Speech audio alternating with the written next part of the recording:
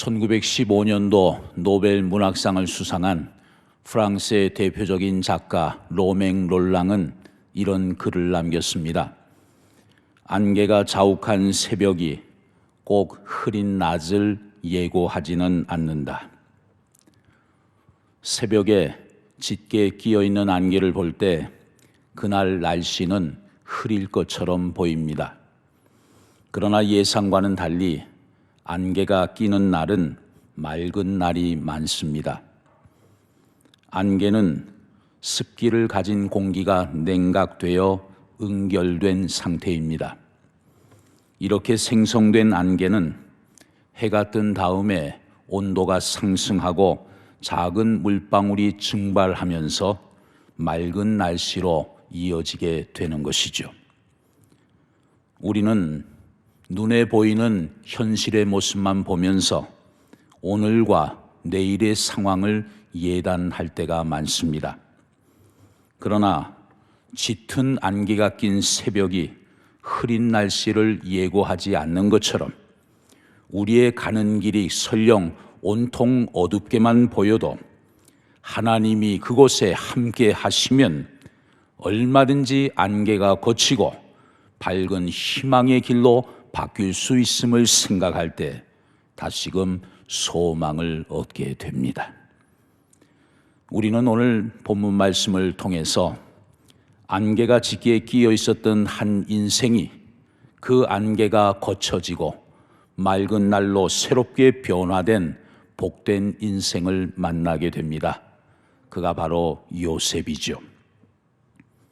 창세기 37장 후반부는 요셉의 인생에 있어서 참 가슴 아픈 일들이 기록되어 있습니다. 창세기 37장 28절에 보면 그때에 미디안 사람 상인들이 지나가고 있는지라 형들이 요셉을 구덩이에서 끌어올리고 은 20에 그를 이스마엘 사람들에게 팔매 그 상인들이 요셉을 데리고 애굽으로 갔다고 말씀하고 있습니다. 형제들로부터 버림을 당해 남의 나라에 노예로 팔려가는 요셉의 비참한 모습을 볼 수 있습니다.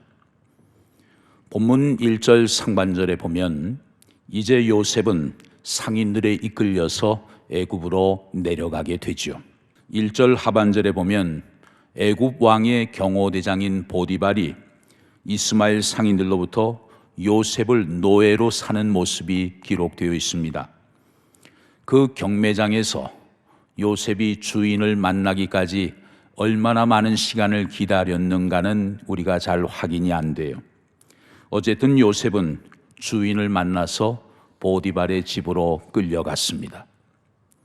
그 집에서 노예로서 감당해야 될 업무를 익히고 또 새로운 언어를 배우는데 아마도 상당한 시간이 필요했을 것입니다.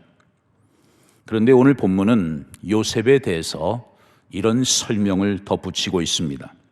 본문 2절 상반절에 보면 여호와께서 요셉과 함께 하심으로 그가 형통한 자가 되었다고 증언하고 있어요.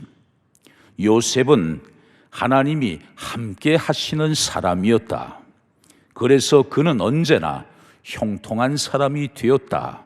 그것을 성경은 말씀해 주고 있는 것입니다. 그 주인은 요셉이 하는 일들을 가만히 보니까 하는 일마다 범사에 형통하는 모습을 볼 수 있었어요.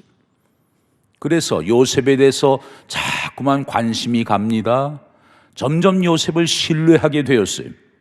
그래서 그 특별한 요셉을 자기 가정의 총무로 삼고 자기 소유를 그 요셉에게 다 맡기게 된 것입니다. 그랬더니 어떤 일이 일어났을까요? 오늘 본문 5절 하반절에 보면 여호와께서 요셉을 위하여 그 애굽 사람의 집에 복을 내리심으로 여호와의 복이 그의 집과 밭에 있는 모든 소유에 미쳤다고 말씀해 줍니다. 하나님께서 요셉을 위하여 보디발의 집에 복을 내리셨어요. 그 보디발의 집안이 요셉 덕분에 복을 받게 된 것입니다. 보디발에게 있어서 장점이 많이 있었겠지만 두드러진 장점은 바로 사람을 알아보는 장점이 있었어요. 인재를 보는 눈이 있었어요. 보디발은 요셉이 정말 인재라는 사실을 발견했습니다. 그래서 그를 귀하게 여기고 자기 소유를 요셉에게 다 맡기고 먹는 음식 외에는 일체 간섭하지 않았던 것입니다. 그런데 7절부터 등장하는 보디발의 아내 사건으로 인해서 요셉은 억울하게 감옥에 들어가게 된 사실을 여러분이 잘 알고 있습니다. 요셉은 너무 억울했을 거예요. 정말 괴로웠을 거예요. 한편으로는 하나님께 섭섭한 마음도 있지 않았겠습니까? 그런데도 요셉은 감옥에서도 하나님을 믿고 의지하는 그 신앙이 변함이 없었습니다.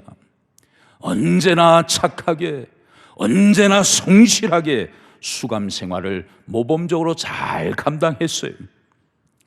늘 신실하게 감옥 생활에 최선을 다하다 보니까 감옥을 책임지는 간수장마저도 요셉을 신뢰하고 인정하게 되었어요. 그래서 감옥의 죄수들은 물론이고 모든 행정 업무까지 요셉의 손에 다 맡기게 된 것입니다. 이것을 성경은 이렇게 증언하고 있습니다. 창세기 39장 23절에 보면 간수장은 그의 손에 맡긴 것을 무엇이든지 살펴보지 아니하였으니 이는 여호와께서 요셉과 함께 하심이라. 여호와께서 그를 범사에 형통하게 하셨더라. 아멘. 하나님이 요셉과 함께 하심으로 요셉은 감옥에서도 범사가 형통하는 그런 은혜를 경험하게 된 것입니다. 그렇게 시간이 흐르고 또 흘렀습니다.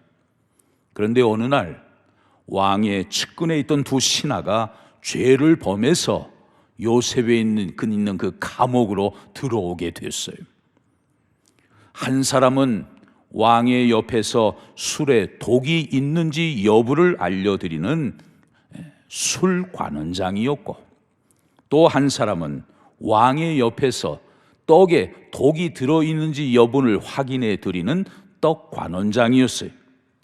그야말로 두 사람 모두 다 왕의 최측근이었습니다. 요셉은 늘 하던 대로 성실하게 두 사람을 잘 수종 들었습니다. 그런데 그 두 신하가 어느 날 한밤에 각각 꿈을 꾸게 돼요. 그런데 그 꿈 내용이 서로 달랐어요. 요셉은 하나님이 주신 지혜를 가지고 그 꿈들을 해석해 주었습니다.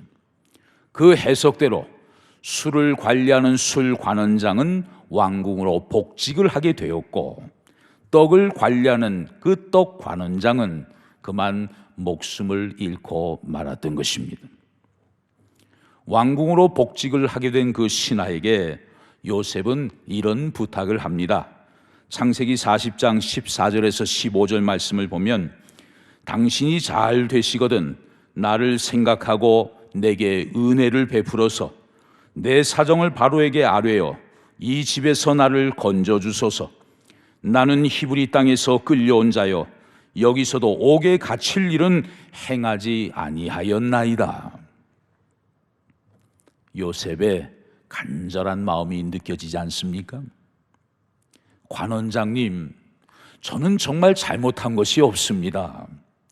당신이 잘 되시거든 저를 불쌍히 여겨주시고 저를 이곳에서 나갈 수 있도록 좀 도와주세요. 부모, 형제 아무도 없는 타국에 지금 요셉이 있지 않습니까?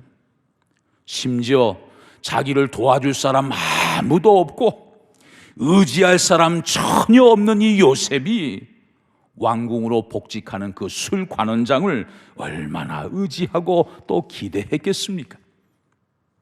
당신이 잘 되시면 저를 좀 생각해 주세요.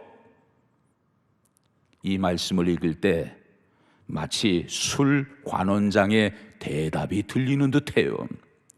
그래, 약속함세. 기회가 생기면 즉시 왕에게 자네 일을 알려드리겠네. 내 곧 연락함세 조금만 기다리시게나. 이 말씀을 묵상하면서 요셉의 모습을 한번 생각해 보았습니다. 요셉은 속으로 쾌재를 불렀을 거예요. 즉시 자기 방으로 돌아가서 자기 소지품들을 챙겼을 거예요. 그리고 왕궁에서 연락이 오면 바로 떠날 채비를 했을 거예요. 그런데 하루가 지났습니다. 이틀이 지났습니다. 일주일, 한 달, 반년이 흘러갔습니다. 그런데도 아무런 소식이 없어요. 이거 어떻게 된 일이지? 뭐가 잘못된 것일까? 요셉이 얼마나 답답했겠습니까? 사실을 알고 보니까 실상은 이랬어요. 창세기 40장 23절에 보면 술 맡은 관원장이 요셉을 기억하지 못하고 그를 잊었더라, 그렇게 말씀합니다. 요셉은 왕궁으로 복직하게 된 그 술 관원장만 철석같이 믿고 기다리고 있었는데 정작 그 관원장은 요셉을 까맣게 잊고 있었던 거예요. 성경에서 이 구절과 다음 구절 41장 1절 사이의 간격은 너무나 좁습니다.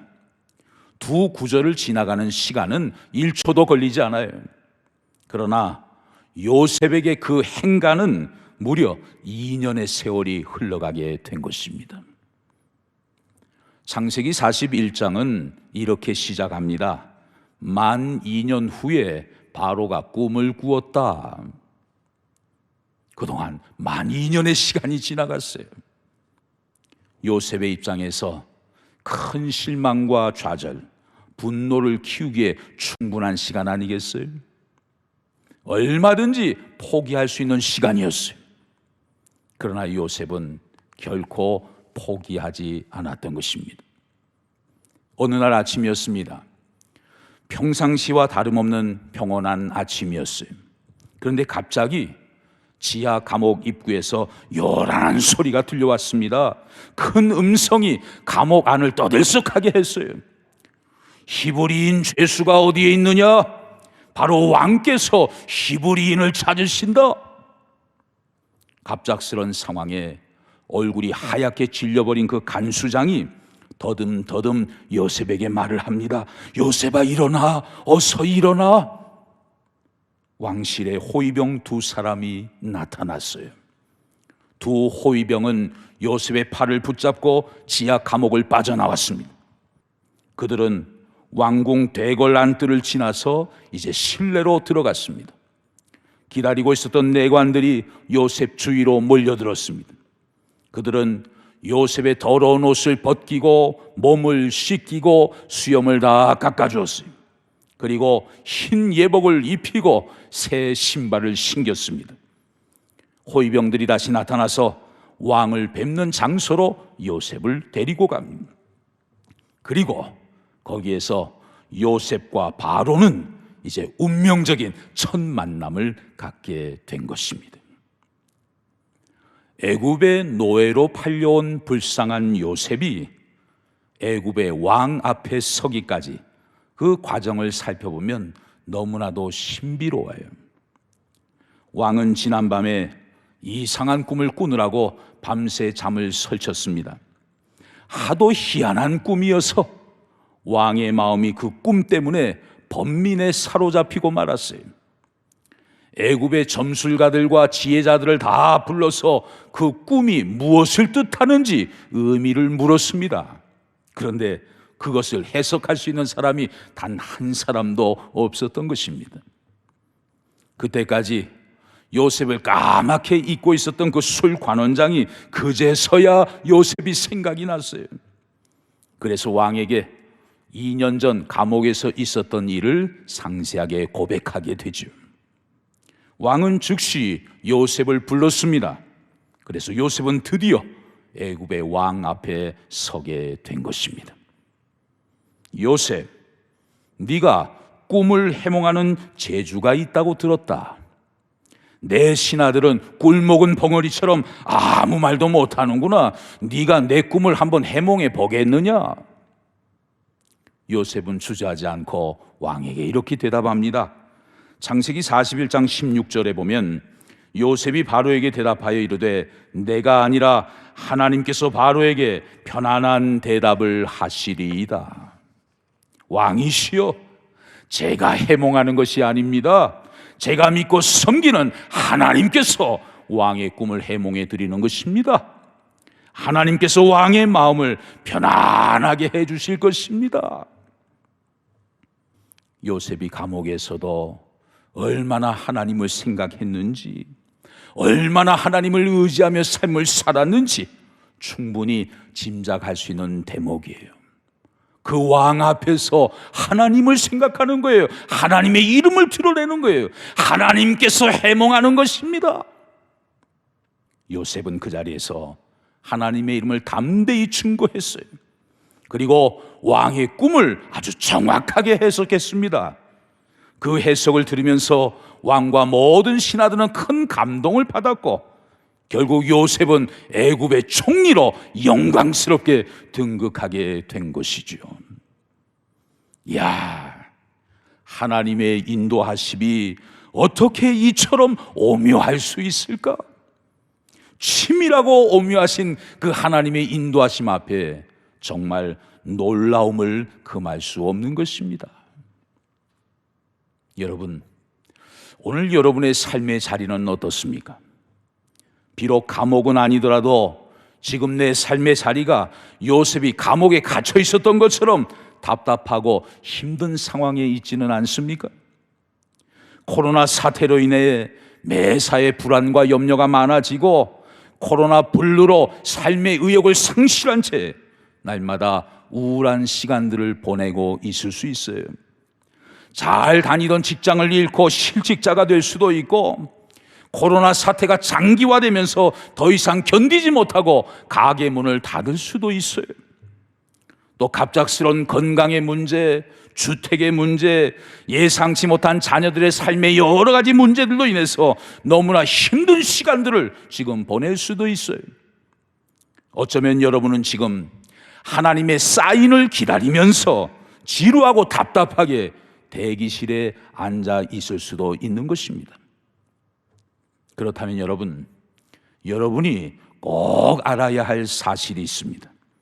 그것은 여러분이 기도하면서 기다리고 있는 그동안에 하나님이 일하고 계신다는 사실이에요. 요셉의 이야기는 창세기 39장에서 딱 멈춘 것처럼 보였습니다. 하나님이 함께 하시는 사람, 범사에 형통했던 그 믿음의 영웅 요셉은 그만 쇠고랑을 차고 말았어요. 그의 인생 기차는 탈선하고 말았습니다. 하나님의 역사는 더 이상 앞으로 나아가지 못하고 문이 꽝 닫혀버린 것처럼 보였어요. 그러나 여러분 기억하십시오. 요셉이 기다리고 있는 동안에 하나님은 치밀하게 오묘하게 요셉을 위하여 일하고 계셨다는 사실이에요. 하나님은 먼저 등장인물들을 모으셨습니다. 왕의 최측근 권력자들을 감옥으로 보내서 요셉의 손에 맡기셨습니다. 또 기묘한 꿈으로 왕의 단잠을 깨우셨습니다. 또 바로 왕의 참모들을 큰 혼란에 빠뜨리셨어요. 또 술 관원장의 머릿속에 지난 2년 전의 일을 새롭게 기억나게 하셨어요. 그리고 하나님은 적시에 요셉에게 큰 임무를 맡겨주셨던 것입니다. 이처럼 요셉을 위해 신묘막측하게 역사하신 하나님께서 오늘도 우리를 위해서 친히 일하고 계시는 줄로 믿습니다. 하나님은 언제나 선하신 분이기 때문에 우리는 마침내 결과적으로 웃을 수가 있어요. 그분이 일하시기 때문에 아무리 힘든 상황 속에서도 우리는 끝까지 믿고 기다릴 수 있는 것입니다.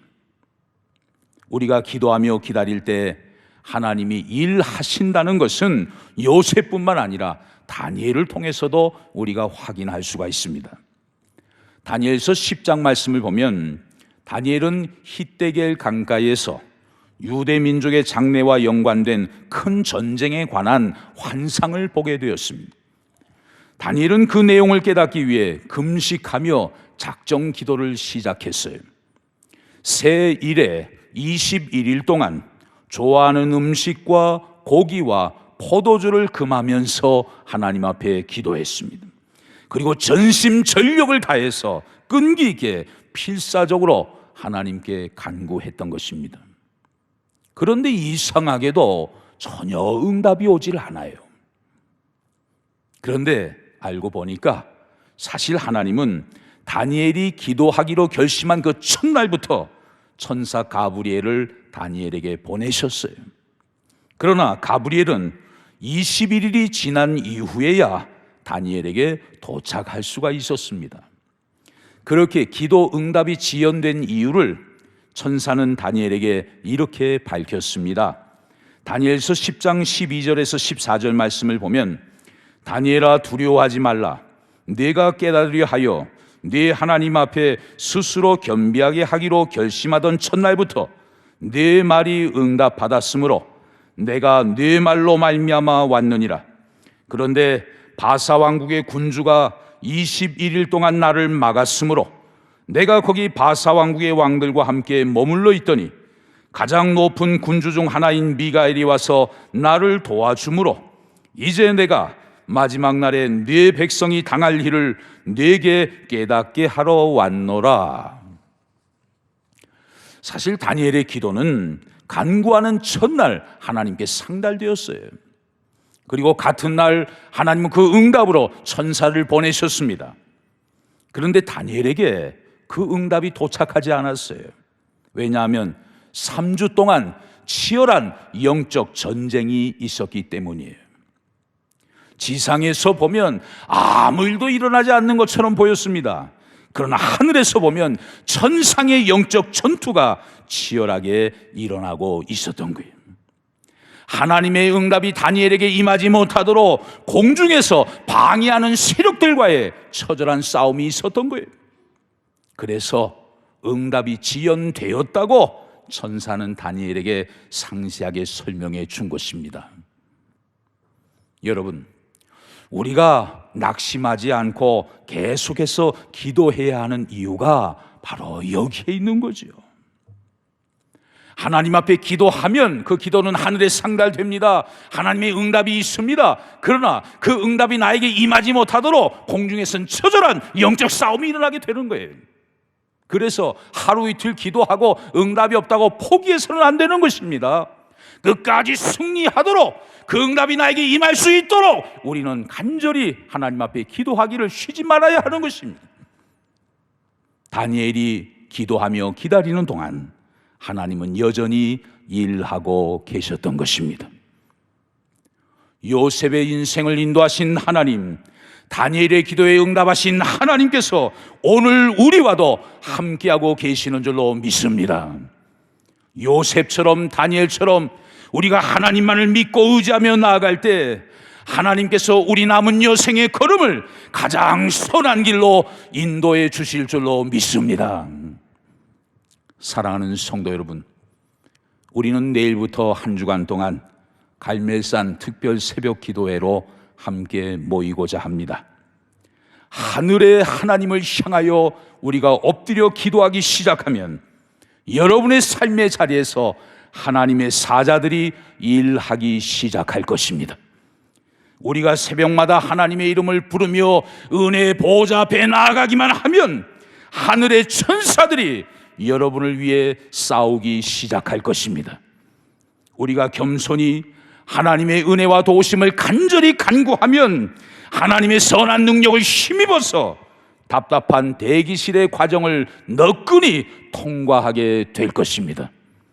전능하신 하나님의 역사하심이 여러분의 가정과 삶의 자리마다 충만히 임하게 되시기를 주의 이름으로 간절히 축원합니다.